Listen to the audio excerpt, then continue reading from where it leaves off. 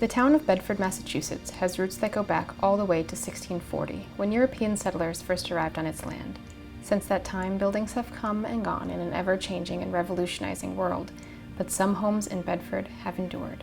The Elijah Sterns Mansion is located in the heart of Bedford, Massachusetts Historic District and across from Wilson Park at 4 Great Road.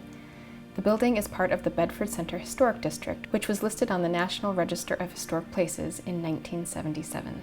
Built by Stearns around 1800, it is Federal-style architecture and features a fieldstone foundation, brick ends, 4 chimneys, and a doorway arched in glass and wrought iron. There were many updates on the house during the prosperous Empire period. When tearing out the floor to build a modern kitchen in the 1960s, a well was found, indicating that an earlier occupant had found a way to save himself and his family from having to go out into the harsh New England weather to fetch water. The main entrance, imported from England, features a door on massive iron hinges with a brass lock and surrounded by a leaded glass archway. At the far end of the living room is an early kitchen area with a large fireplace, Dutch oven, and a parson's cabinet which was built to store cordials under lock and key. There are wide window seats in the front rooms facing the Great Road. The 6,000 square foot main house has 3 bedrooms and 1 bathroom with the original claw-footed bathtub. In the 1920s, a Dutch colonial gambrel was added, expanding the number of bedrooms to 5 and adding 3 additional bathrooms. The 7 fireplaces throughout the house have ornate mantels with intricate wood and plaster friezes. Carriage houses were popular in New England in the 1800s. The Stern carriage house served as storage for the horse-drawn carriages, tack for the horses, and a second floor which was the residence for the caretaker.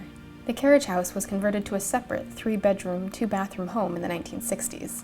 The second floor has been used as storage for the Bedford Santa program since its inception in the 1960s. Attached to the Stearns Mansion was a structure known as the Boston Cash Store. It was the first store in the village and later became the post office when Stearns was the postmaster in 1825. Later, the building served as the town library. This structure was moved to 22 Loomis Street in Bedford.